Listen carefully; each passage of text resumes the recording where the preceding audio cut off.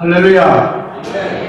우리 성가대 찬양에 박수 치는 것은 성가대 영광 돌리는 것이 아니고 그 찬양에 나도 공감하고 전적으로 함께한다 그런 뜻입니다. 박수 한번 치겠습니다. 아주 아름다운 찬양을 하나님께 우리 함께 드렸습니다. 감사합니다. 우리가 성경을 읽어보면은 모세라든지 다니엘이라든지 엘리야라든지 이런 인물들이 나오지 않습니까? 근데 그분들의 행적이나 역사를 우리가 이야기하거나 들으면 굉장히 엄청나고 신납니다. 그러나 우리에게 너 모세와 같은 삶을 살아야 되지 않겠냐? 이러면 굉장히 부담되고 또 우리에게 또 해당이 안 되는 것 같습니다. 또 다니엘이 굉장하지만 너 믿음을 위해서 사자굴에 들어갈 수 있냐? 이러면 글쎄 그게 지금은 사자가 없지만 또 그런 형태는 안 되지만 그런 게 우리에게 겁나는 이야기가 된단 말이지. 정말 우상의 사제들 몇백 명과 생명을 건 투쟁을 산 위에서 엘리야처럼 할 수 있냐? 이러고 그러면 지식적으로는 이미 오케이 했지만 막상 그런 일이 나가면은 아유 내가 어떻게 그렇게 참 어렵게 생각이 된단 말이죠. 그래서 여러분 성경에 나오는 인물들을 우리가 살펴볼 때 대단한 인물들은 우리에게 용기를 주고 그들의 삶은 우리에게 귀감이 되지만 또 우리가 그들과 같은 삶을 산다 이런 어떤 생각을 해보면 너무 엄청나가지고 아유 그건 뭘 보면 당신이다 이런 생각이 들 때도 있어요. 근데 오늘 제가 읽은 성경은 정말 누구나 야 그거 뭐 할 수 있지 않겠나 이런 사람 이야기를 하나 하려고 합니다. 그 사람이 바로 에녹이라고 하는 사람입니다. 여러분이 에녹에 대해서 설교를 안 들어보셨을 수도 있어요. 왜냐하면 성경을 이래 설교하다 보면 어떤 부분은 주석을 봐도 별 것도 없고 묵상을 해봐도 별 나올 게 별로 없는 그런 어떤 인물이나 그런 사건도 있습니다. 근데 에녹은 하나님과 동행하다가 성천했다. 이게 이제 그 기록의 전부입니다. 그러나 성경에 어떤 인물이나 어떤 사건을 기록했을 때는 무슨 경상도말로 의미가 있어서 기록을 한 것이지 아무 뜻도 없이 그냥 기록한 것은 없다고 생각이 듭니다. 제가 이전에 교회에서 내가 성경을 처음 설교를 해야 되겠다 이런 생각을 하고 마태복음 1장 1절부터 시작해서 요한계시록 마지막 장까지 설교를 했어요. 그렇게 하니까 세월이 많이 걸리는데 제가 그런 성경 본문의 구속을 받아가 제가 설교를 하면서 느낀 거는 왜냐하면 요한계시록 제가 설교하면서 천국에 대한 이야기가 그렇게 많이 나온 줄 몰랐어요. 근데 실제로 천국을 제목으로 해가지고 설교를 안 한단 말이야. 그렇지 않습니까? 예수님의 성천 이런 설교를 안 한단 말이야. 근데 성경에 있단 말이죠. 이래 보니까 이 성경 본문에 구속이 돼가지고 설교를 하고 신앙생활을 하는 게 굉장히 좋겠다 이런 생각이 들어가지고 제가 신약 성경을 싹 다 하고 구약에 나오는 인물들 거의 다 하고 또 인물하고 나서 또 시간이 남아서 구약에 나오는 사건들도 하고 이렇게 하면서 이제 말씀들을 전하고 이래 했는데 그러다가 이제 작년에 끝이 났습니다만 오늘 이 에녹이라고 하는 사람은 우리에게 엄청난 사건을 보여주는 것이 없습니다. 근데 그가 65세에 아들을 낳고 이렇게 딱 기록하고 있어요. 그 다음에 에녹이 그때부터 에녹이라는 인물의 삶이 완전히 달라지는 그런 내용을 나오고 있습니다. 무엇이 극적으로 딱 변하는 순간을 터닝 포인트라고 합니다. 액체인 물이 영도에서는 영도만 딱 지나면 고체인 얼음으로 딱 변합니다. 이것이 100도가 되면은 기체인 수증기로 또 변합니다. 물은 똑같은데 이게 얼음으로 변하기도 하고 수증기로 변하기도 하는 거예요. 그 변화점을 말해서 터닝 포인트다 이런 말을 씁니다. 근데 여전히 분자 구조는 H2O입니다. 여러분 에녹이라고 하는 인물에게 있어서 이런 터닝 포인트가 오늘 나오고 있는데 그것이 뭐냐? 65세 때 아들을 낳고 이게 터닝 포인트입니다. 이 에녹은 65년 동안 하나님 안 믿고 산 것 같아.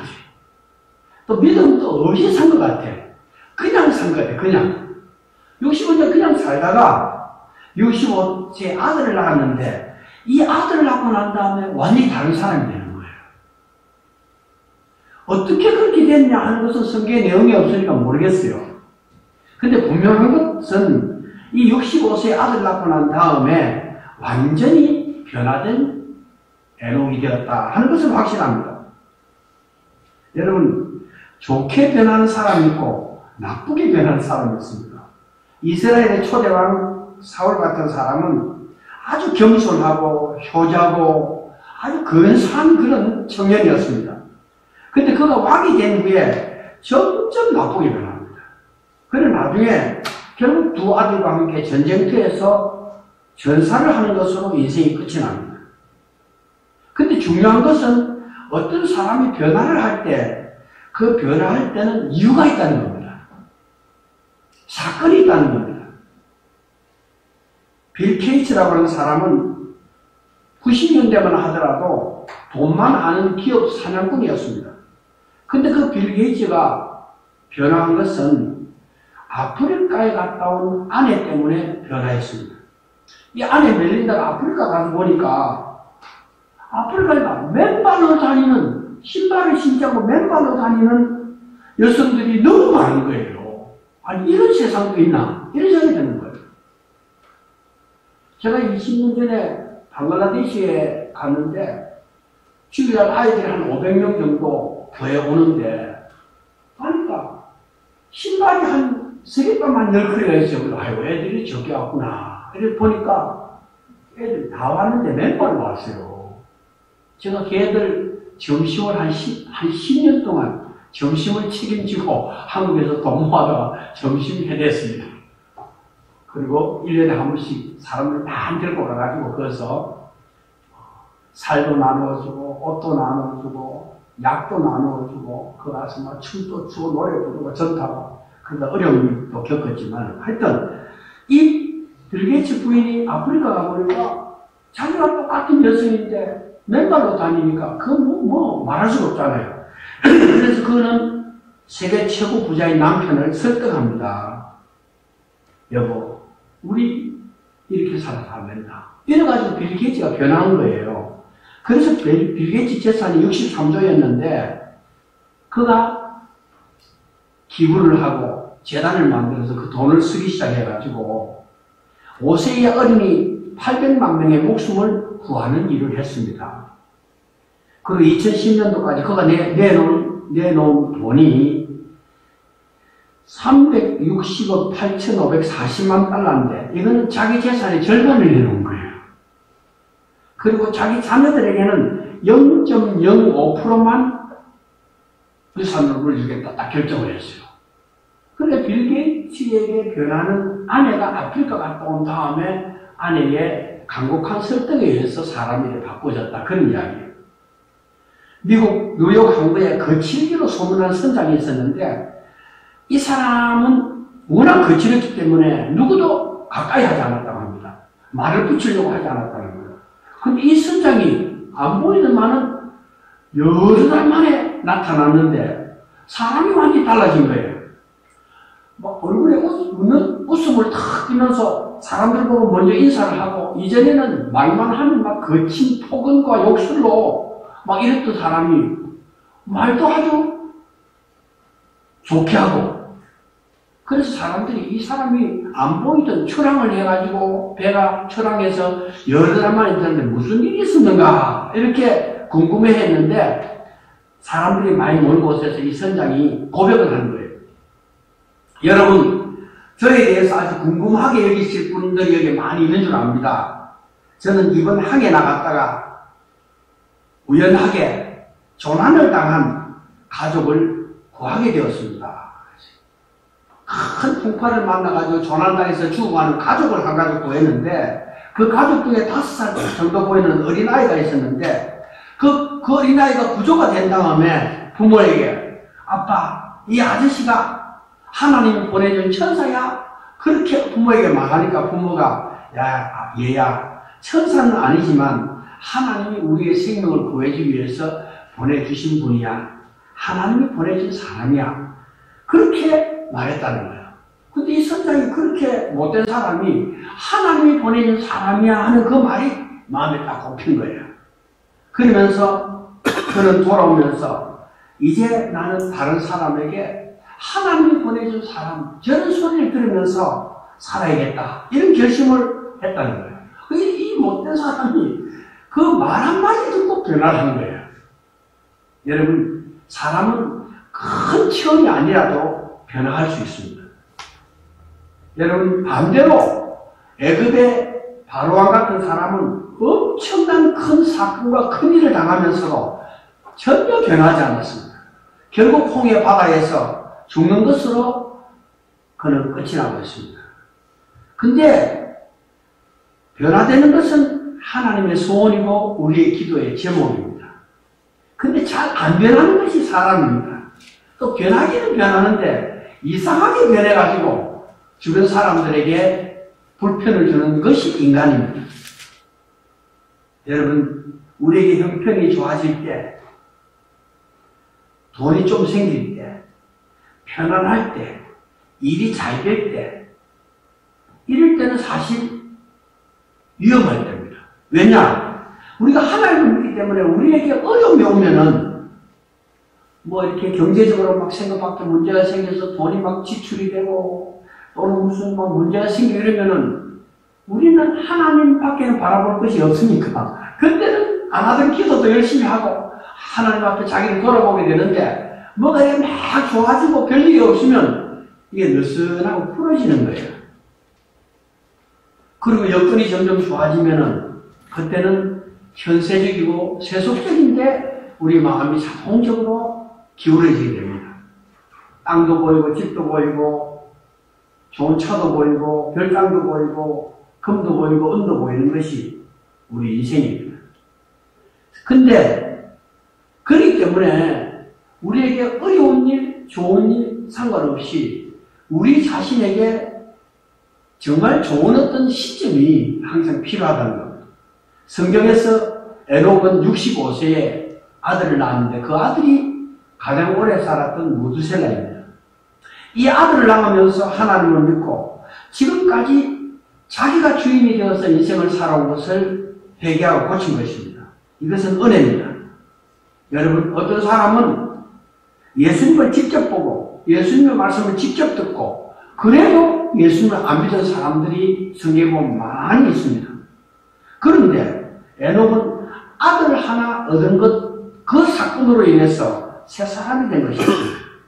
65년 동안 하나님 없이 믿음 없이 자기 마음대로 살던 사람이 이렇게 변화되었다 하는 것이 성경의 가르치는 것입니다. 바닷가 모래사장에 사람들의 발자국, 아이들이 장난치다가 모래성을 쌓아놓은 거, 또 어떤 청춘 남녀들이 자기 사랑에 이런 글자를 써놓은 이런 바닷가 모래사장에 있습니다. 있습니다. 온갖 말들과 발자국과 흔적들이 있습니다. 그런데 큰 파도가 확 밀려오고 또 들어가고 밀려오고 들어가면은 그 순간 놀라운 일이 벌어집니다. 그것은 그 모래사장이 깨끗하고 반반하게 비로 씻은 것처럼 깨끗하게 정돈이 된다고 하는 것입니다. 하나님 은혜가 이와 같습니다.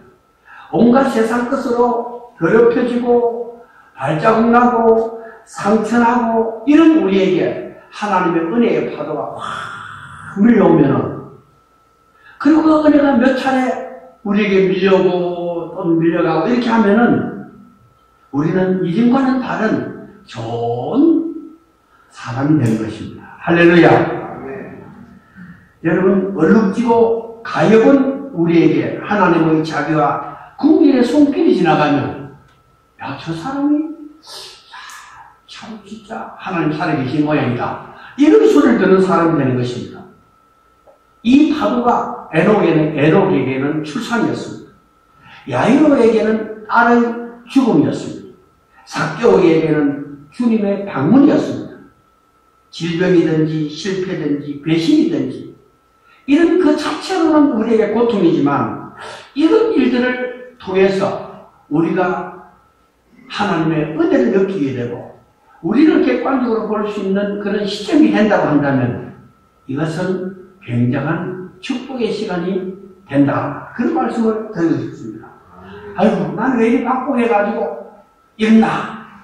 여러분, 사실 겉으로 멀쩡하지만은 살아있는 사람이시고 염려와 걱정이 없는 사람이 어디 있겠습니까? 아이고, 목사님은 예수님 믿고 건강하게 그렇게 다니니까 걱정이 하나도 없겠죠. 그렇지만 저도 새벽에 나가서 긴 시간을 기도할 기도거리를 가지고 있습니다. 그 나름대로 내가 또 감당해야 될 내 인생의 짐이기 때문에 그런 것입니다. 이런 점에 있어서 우리는 65년의 생활을 자식을 낳는 것으로 청산하고 300년 새로운 시간을 살았던 에녹을 한번 바라보면서 그런 정도야 뭐 우리가 안 되겠냐 이런 생각을 할 수 있는 것입니다. 여러분, 하나님의 파도가 우리의 어질러졌던 발자국, 흔적들 삶을 깨끗하게 정리를 해서 우리가 정말 새로운 그런 심성과 마음과 느낌을 싹 가질 수 있으면 얼마나 감사하겠습니까? 하나님의 은혜의 파도가 여러 모양으로 계속 우리의 인생의 해안을 몰아치고 있습니다. 하나님은 아무것도 하지 않는 것 같지만은 하나님은 어마어마한 일들을 하고 계시는 것입니다. 하나님의 맷돌은 천천히 돌지만 반드시 모든 것을 빻아서 가루로 만들어버린다. 그런 말이 있습니다. 결국 역사는, 우리의 삶은 하나님의 뜻대로 될 것입니다. 믿습니까? 그 하나님 앞에 우리는 어린아이 같은 천진함으로 우리 자신을 열어놓고 우리가 은혜를 받고 새로운 삶으로 한 걸음 기도하는 그런 기쁨을 갖는다고 한다면 코로나가 어떻든지 정치가 머리를 아프게 하든지 그것보다 더 소중한 우리의 삶은 또 거기에 있게 된다. 이런 것입니다. 그리고 우리가 오늘 성경 말씀을 읽으면서 드는 생각은 3년이나 30년도 아니고 300년을 하나님과 에녹이 동행했다. 이렇게 되어 있지 않습니까? 여러분, 다시 태어나도 지금 배우자와 결혼하겠느냐? 이런 질문을 보건복지협회에서 조사를 했는데 여성의 19%가 절대 안 한다. 그 다른 말도 있겠죠. 미친놈 같다. 내가 또 하더라. 이런 말이 있는지 모르겠습니다만 19%가 절대 안 한다 그랬대요. 남성은 45%가 다시 하겠다 그랬답니다. 이유가 많겠지만은 한평생을 산 것도 지루한데 5, 60년을 다시 산다고 하니까 지긋지긋하다. 뭐 이런 생각이라 드는 것이죠. 음성 연구가들은 벽시계의 추소리가 똑딱 이렇게 들리는 게 아니고 시계 소리는 항상 똑 이렇게 들린다고 하는 것입니다. 근데 사람들은 그 시계 추소리를 똑딱으로 듣습니다. 똑딱 이렇게 글을 쓰고 이렇게 또 듣습니다. 그것은 인간의 마음속에 변화를 원하는 심리가 있기 때문에 똑같은 것에 대해서는 권태를 느끼고 지루함을 느낀다는 것입니다. 그것을 견디지 못하는 것이 인간입니다. 여러분, 아이들만 가출하는 게 아니고 어른들도 가출합니다. 한 달에, 제가 조사를 해보니까 한 달에 4,000명 정도 되는 어른들이 집을 나가는 거예요. 아버지가 출근했는데 저녁에 집에 안 오고 다음날 안 오고 소식 끊이죠. 이런 아버지들이 있고 멀쩡한 엄마가 그냥 학교 갔다 오니까 집에 없는데 그 다음 집에 없는, 어디 가버리기 없는 거예요. 그 중에는 그럴 만한 이유가 있는 사람도 있지만 아무 문제가 없는데 아버지 어머니가 집을 가출해버리고 안 돌아오는 사람들이 상당히 많다는 것입니다. 눈앞에 사라지는 것입니다. 그렇게 해서 하나님이 하늘로 데려가신 것도 아닌데 가족들이 혼란에 빠지는 것입니다. 인간은 권태를 느끼는 존재입니다. 여러분, 저녁이 되어서 남편이나 아내나 자식들이 집에 들어오는 것만 해도 감사해야 됩니다. 안 들어오면 어떡하겠어. 그냥 지금 아무 이유 없이 안 들어오는 남편이 있고 집 떠나는 여자가 있다고 그러잖아요. 자식도 마찬가지입니다. 그러니까 우리 집에 불이 켜지고 우리가 같이 앉아서 밥을 먹을 수 있다니 감사하다. 이런 마음을 가져야 되는 것입니다. 여러분, 돈이 많아 보세요. 힘이 넘쳐 보세요. 능력이 많아 보세요. 가만히 있나요? 반드시 문제를 일으킵니다. 어떤 여성하고 결혼했는데 이 여성의 은사가 너무 많아. 그럼 한 남편에게 일부 종사하면 충성합니까? 능력이 많은데 할 일이 얼마나 많은데 또 자기 실현을 해야 될 거 아니에요. 있으면 있는 대로 없으면 없는 대로 사람에게는 항상 여러 가지 문제거리가 발생할 수밖에 없습니다. 그런데 300년 동안 아무 문제 없이 하나님과 함께 갔다는 거예요. 하나님을 바라보면서 300년을 에녹이 동행했다는 거예요. 미국에서 어떤 대학 과정에 사람을 추천하는데 뭐 여러 가지 이야기가 잘 안 되는 거예요. 그분 한 교회에서 20년 동안 아무 문제 없이 목회했습니다 하니까 오케이 한 거예요. 저는 그래도 다른 건 모르지만 제가 춘천에 가서 34년 동안 37살에 가가지고 69살에 작년에 그만뒀으니까 그건 그래도 괜찮은 것 같아요. 그죠? 내가 생각해도 이게 참 내가 참 감사하다. 내가 특별한 것도 없는데 또 우리 교인들 진짜 참 감사하다 이런 생각이 듭니다. 하여튼 좋은 것을 꾸준히 계속하는 사람이 사실은 무서운 사람입니다. 대단히 귀한 것입니다. 여러분 말세의 증상이 뭐냐? 견디지 못하는 것입니다. 그래서 디모데후서 3장에 보면 조급하며 그런 말을 하잖아요. 견디지를 못하는 거예요. 견디지 못하는 거예요. 여러분 쉽게 시작하고 쉽게 포기하는 것입니다. 근데 300년 동안 하나님과 같이 동행을 했다. 누가? 에녹이. 그런 것입니다. 여러분 예수 믿고 나서도 꾸준히 성경을 읽는다. 귀한 것입니다. 제가 1년에 한 번씩은 기본적으로 읽잖아요.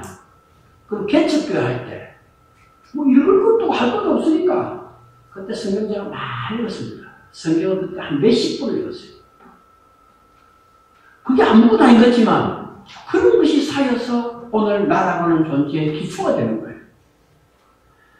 여러분, 꾸준하게 새벽을 깨우는 사람, 성경을 읽는 사람, 전도를 하는 사람, 어떤 분은 나이가 드니까 기운이 없으니까 전도를 다니기도 하고 하니까 사람을 시켜가지고 집 앞에다 의자를 갖다 놓고 전도지 갖다 놓고 지나가는 사람 불러가 춤추는 거예요. 그런 사람도 있어요.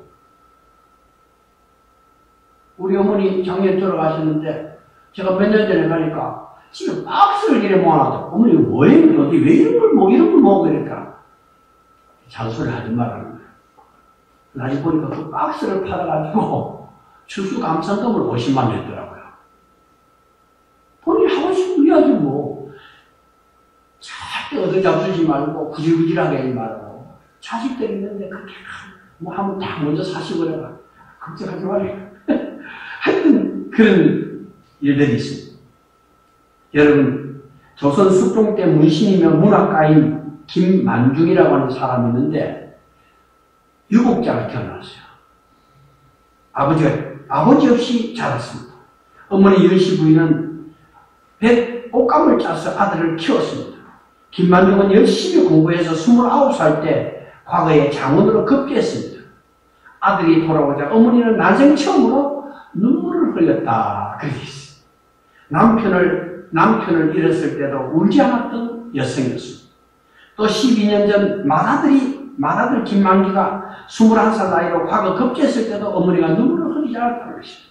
근데 아버지 얼굴도 모르고 자란 태어난 아들이 과거에 급제하니까 너무 기뻐서 눈물을 흘렸다는 거예요. 그리고 그 아들이 과거에 급제하면 잔치를 열기로 딱 마음에 작정을 하고 잔치가 있기 전날 밤에 김만중은 형과 함께 의논을 하였습니다. 어떻게 하면 내일 잔치날 어머니를 좀 기쁘게 할까? 둘은 의논 끝에 어머니 앞에서 색동저고리 옷을 입고 어린아이처럼 우리 두 형제가 춤을 추자고 그렇게 한 거예요. 다음날 잔치가 한창 무르익고 흥겹게 잔치가 이렇게 진행되고 있을 때 김만중은 형과 함께 색동저고리 옷을 어디서 입고 나타나가지고 어머니 앞에서 어린아이처럼 춤을 추었습니다. 어머니 윤씨 부인을 기쁘게 하려고 하는 형제의 효도에 감격해가지고 그 어머니는 다시 한번 눈물을 흘렸다. 이렇게 됩니다. 김만중의 춤은 잔치에 모인 모든 사람에게 큰 기쁨과 감동을 주었다고 기록합니다.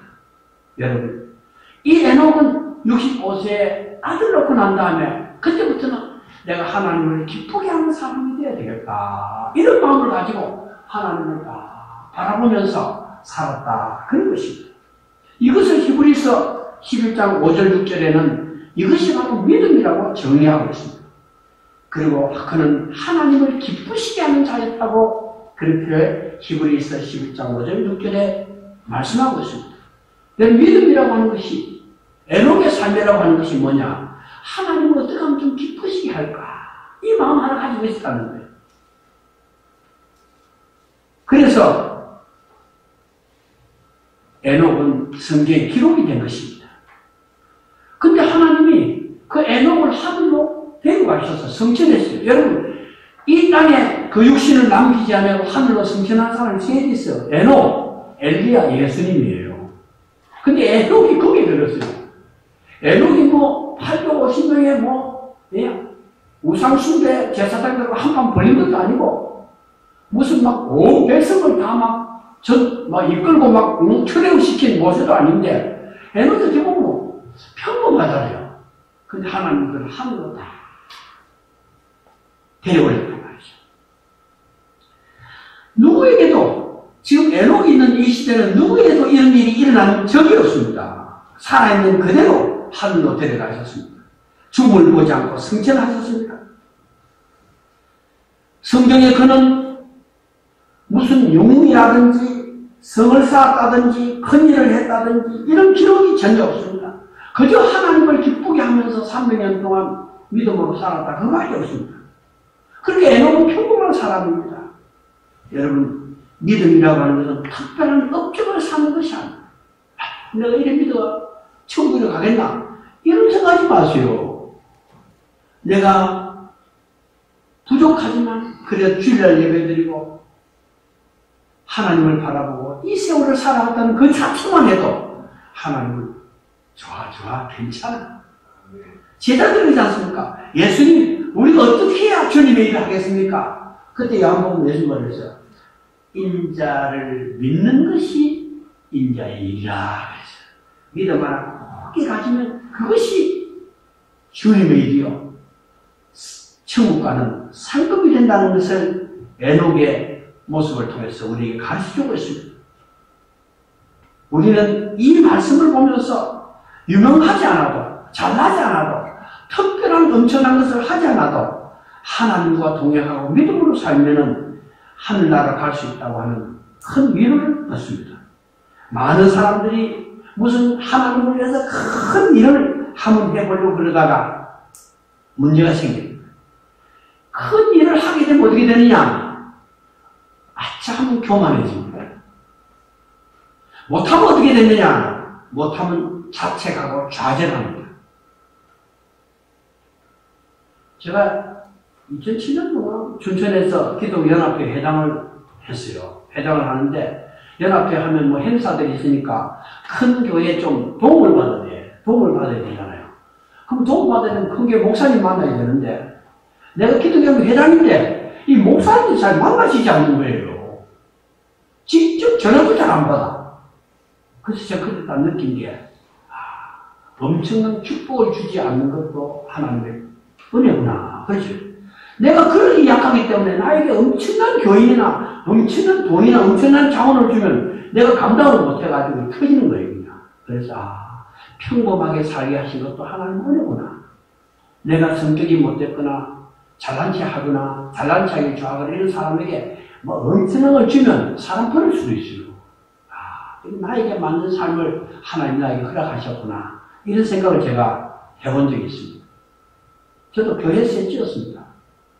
개척해가지고 그게 영양에, 경상도 영양에 교회 있고 서울에 청량에 교회 있고 지금 있는 곳에 제가 가서 교회 있고 셋째인데 지금 제 생각에는 지금 내가 교회를 하면 참 잘 되겠다 싶은데 지금 한국에서는 얘는 건물 짓고 하는 게 보통 문제가 아니에요.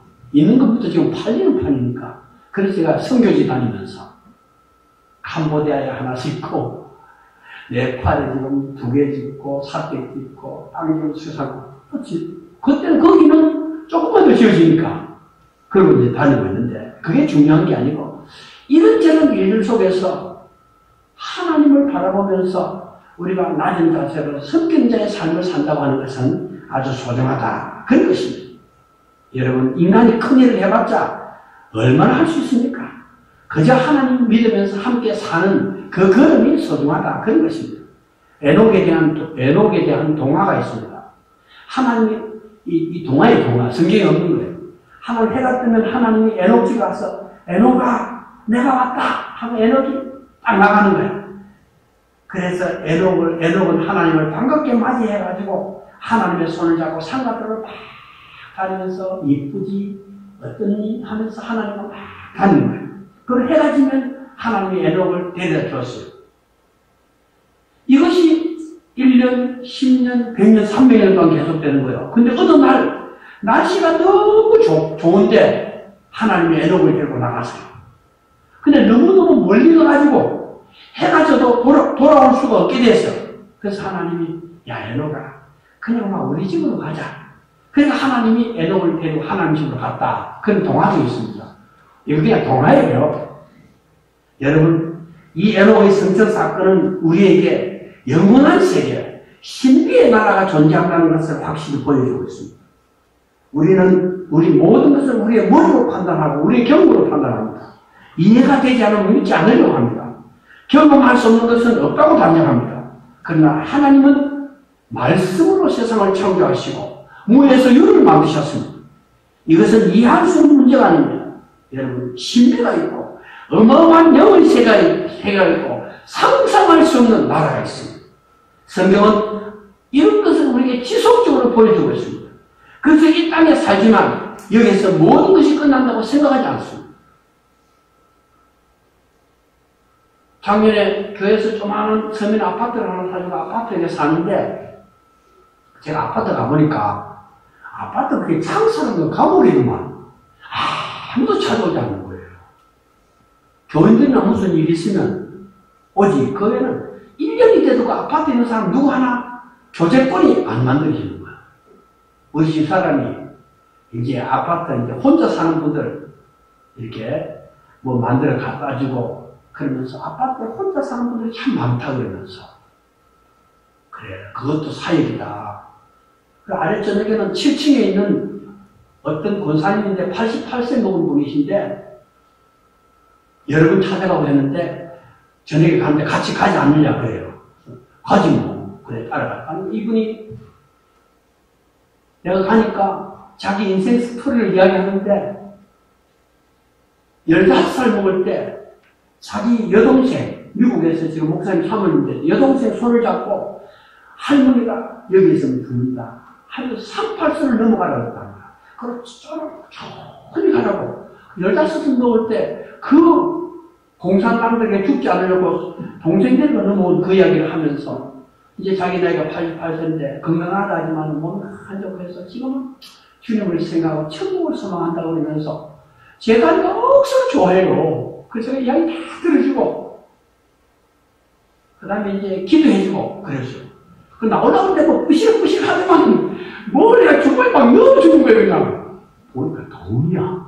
그래서 여보 이 양구에 좋은 두부집이 있다는데 다음 주에 그 권사님 점심이나 좀 데려가자고 지금 그러고 약속하고 있는 거예요. 여러분 보니까 다 괜찮은 사람들인데 놀아줄 사람도 없고 밥 먹어줄 사람도 없고 방문할 사람도 없는 거예요. 그리고 경로당이라고 하나 있긴 있는데 아파트 안에 그 안에서 무슨 자기들끼리 뭐 무슨 갈등이 생겨가지고 뭐 화투를 치다 뭐 싸웠다나 뭐 회장이 뭐 불교하는 사람인데 뭐 어떻다나 해가지고 또 이게 잘 합치지도 않고 그래서 야 참 인간 사는 게 없을 때는 없다고 고생하고 못 먹어서 고생하지만 살만해졌는데 사람이 여전히 복잡하구나 이런 생각을 하게 되었습니다. 근데 그분이 계속 그 소망에 대한 이야기를 하더라고요. 목사님 이제는 우리 천국 가야죠. 우리 주님 바라보고 살아왔는데 하면서 소망에 대한 이야기를 계속 하더라고요. 우리는 여러분 앞으로 10년, 20년, 30년 이 세월 지나면 다 우리는 이 지상에서 사라지는 거예요. 저는 소망이 내가 기도하다가 하나님 앞에 가면 괜히 좋겠다 이런 소망을 가져보는데 그건 모르겠어요. 여러분, 그러면 사람들에게 잊혀질 것입니다. 그러나 우리는 하나님 나라에 있을 것이라고 분명히 오늘 성경은 우리에게 약속하고 있습니다. 그리고 그 실제 하시는 하나님은 오늘도 우리 하나님으로 계시고 당신이 창조한 창조 세계를 섭리하시고 움직이고 계시는 것입니다. 먼저 간 구름 같은 증인들이 우리를 보고 있습니다. 우리는 하나님을 의식하고 살아야 합니다. 종말이라고 하는 것은 갑자기 어느 날 오는 것이 아닙니다. 지금 우리가 걷고 있는 한 걸음 한 걸음이 연장선상에서 우리의 종말이 오는 것입니다. 오늘 우리가 잘 걸어가면 이 걸음이 결국은 천국까지 연결되는 것입니다. 할렐루야. 여러분, 미국의 정치가요, 운명가였던 윌리엄 제닝스 브라이언이라는 사람은 이런 글을 남겼습니다. 나는 수박의 힘에 대하여 관찰해 본 적이 있다. 수박씨는 흙을 밀어젖히고 나오는 힘이 있다. 그 힘은 자기보다 20만 배나 더 무거운 것을 뚫고 나온다. 수박씨가 어떻게 이런 힘을 내는지 나는 알 수 없다. 도저히 흉내낼 수 없는 색깔을 만들고 껍질을 만들고 그 안에 다시 하얀 껍질, 그 안에 다시 검은 씨가 박힌 붉은 속을 어떻게 만들어낼 수 있는지 나는 알 수 없다. 그 하나하나의 씨는 또 다시 차례차례 자기 무게의 20만 배의 땅을 뚫고 나올 것이다. 이 수박씨의 신비를 설명할 수 있다면 나도 하나님의 신비를 설명해 주겠다. 이런 글을 썼어요. 여러분, 우리는 신비한 삶 속에서 아주 작은 부분을 우리는 살아가고 있습니다. 에녹을 우리가 생각해 보면 나도 엄청난 건 못하지만 하나님을 바라보고 지금까지 살아왔으니 그 믿음의 끈을 잡고 그 순간이 언제이지만 내가 주님 바라보며 살 것이다. 이 마음 하나는 꼭 가져야 되는 것입니다. 그러나 만약 우리가 이런저런 일에서 믿음이 흐트러지거나 내가 하나님 앞에 좀 부족하다면 이런 기회를 통해서 하나님, 이제 내가 지금 뭘 더 하겠습니까? 하나님 잘 믿고 우리 자손들을 위해서 기도해주고 우리 주변 사람들에게 조금이라도 유익을 주고 하나님, 나 오늘 잘 살았지요? 너 잘했다. 너 참 한많은 세상 가운데서도 그래도 용감하게 살았구나. 이런 하나님의 칭찬 한마디 드리면 그거로 되는 것입니다. 할렐루야. 네. 나 65년 만에 나를 보았네. 내 아이 울음소리 듣고 나는 다시 살아났네. 덧없이 보낸 65년을 다시 반복하지 않으려고 나는 하늘을 향해 고개를 들었네. 300년 세월을 그분같이 넘었네. 그분은 나에게 죽음을 넘게 하셨네.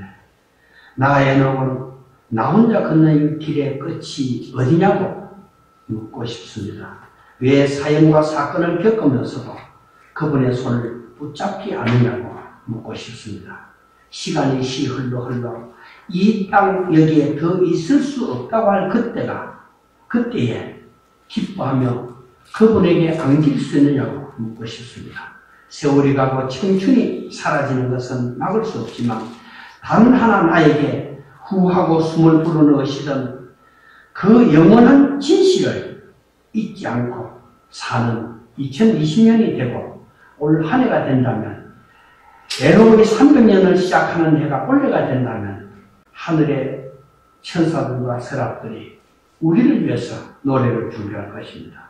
여러분, 오늘 창세기 에녹을 보면서 65세가 넘어도 그분과 동행하는 일에 있어서 늦지 않다는 사실을 꼭 기억했으면 합니다. 감사합니다.